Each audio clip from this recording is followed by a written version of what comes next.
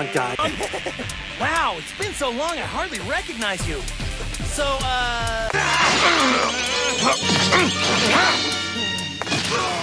We know him. We love him. He is the face of anime, the pure-hearted, impossibly strong Saiyan from the planet Vegeta, the hero who has saved our universe more times than we can count. His name is Son Goku. His story is one of aliens, gods, and tournaments. A story born in the brilliant mind of Akira Toriyama in 1984. But what if I told you that was a lie? What if I told you that the story of Son Goku, the monkey-tailed boy with the magic pole and the flying cloud, is not 40 years old, but over 400 years old? That his true identity is not a Saiyan from space, but a mischievous, havoc-wreaking monkey king born from a magic stone on a mountain of flowers and fruit.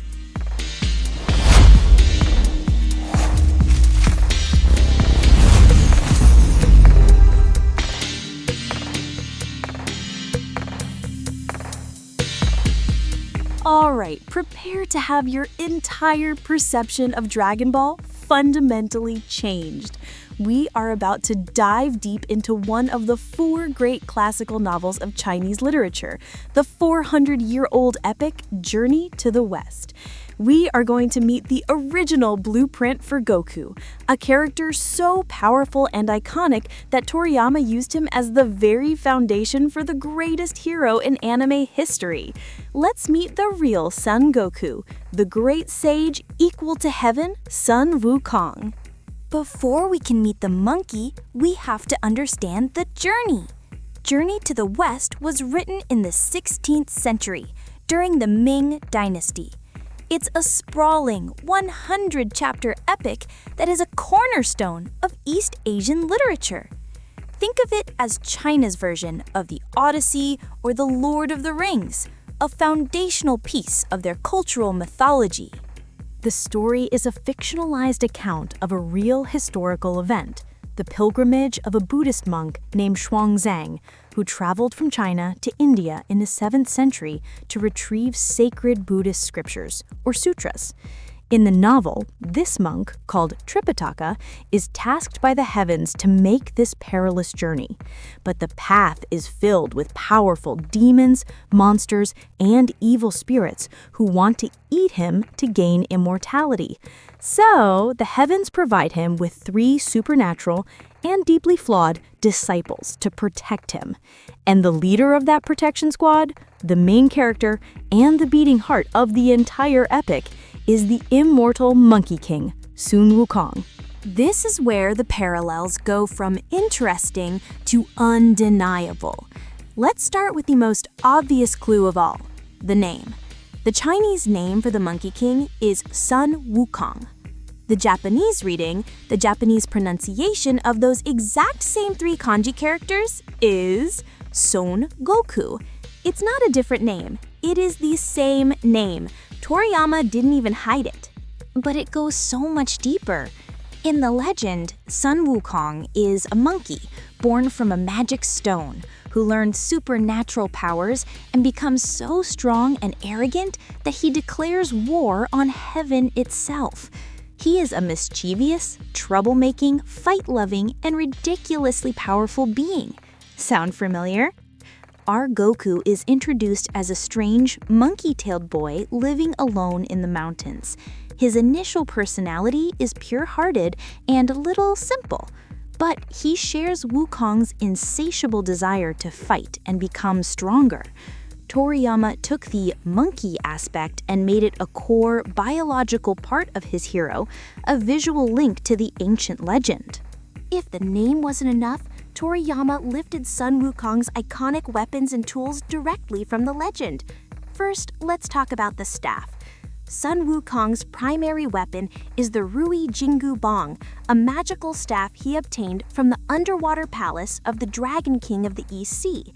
This staff weighs over 17,000 pounds, but its most famous ability is that it can shrink to the size of a needle or grow to be as tall as the heavens, all on Wukong's command. Now think about Goku's first signature weapon, the Power Pole, or Nyoibo in Japanese. What does it do? It shrinks and extends on command. The name Nyoibo is even the Japanese name for the Ruibong. Again, it is the same weapon. Next, the cloud. Sun Wukong's primary method of transportation is the Jindo Yun, a magical flying cloud that can travel thousands of miles in a single leap. But there's a catch. Wukong can teach others the spell to summon it, but only those who are pure of heart and mind can actually ride it. And what does Master Roshi give to our pure-hearted Son Goku? The Flying Nimbus, or Kinto-un in Japanese, a magical yellow cloud that he can summon and ride anywhere, but only if he is pure of heart. This isn't just an inspiration, it is a direct one-to-one lift of a key element from the original legend.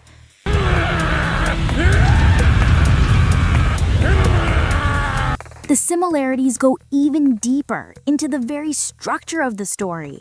The original Dragon Ball series is not about planet-destroying aliens, it's an adventure story. It is a long journey across a fantastical version of Earth to collect 7 magical Dragon Balls. This quest is a direct parallel to the long, arduous journey to the West to collect the sacred Buddhist sutras. Both are epic quests across a vast landscape filled with bizarre side characters, dangerous monsters, and comedic detours.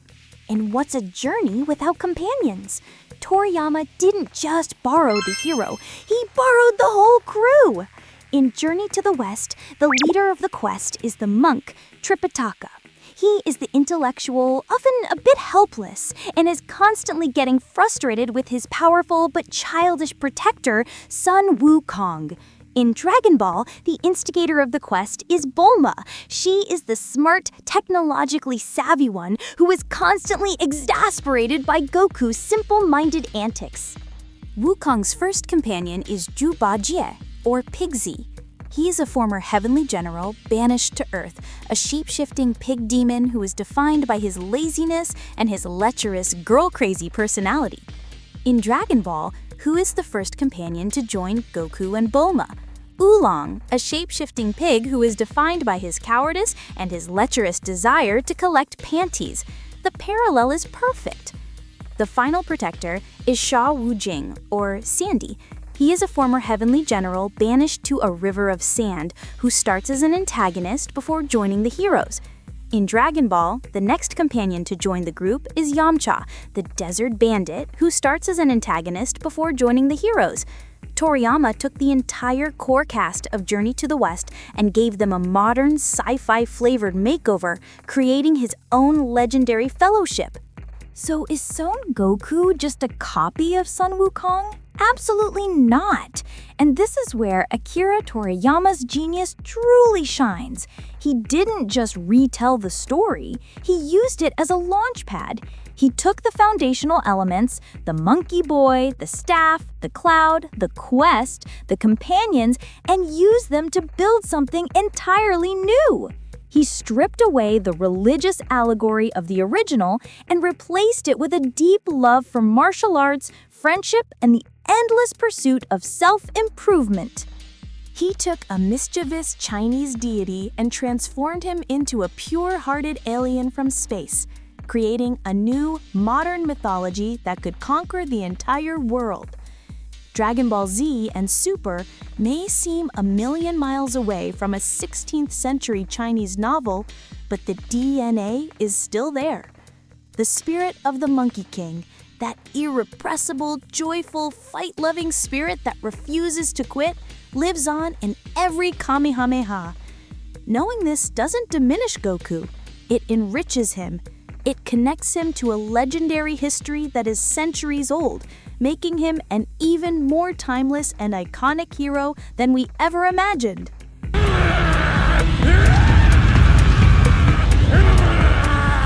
And there you have it, the secret origin, the true identity of Son Goku, hidden for centuries in one of the greatest stories ever told. It's pretty mind-blowing, right? So I have to ask you, does knowing that Goku is based on the legendary Monkey King change how you view him? Does it make him even cooler? Let me know your thoughts in the comments below. I really want to hear what you think. If you enjoyed this deep dive into anime history, please lend me your energy and smash that like button. And of course, if you haven't already, subscribe and ring that bell to join us on our next quest for knowledge. And don't forget to leave your requests. Thank you for joining our history lesson today, and we'll see you on the next one.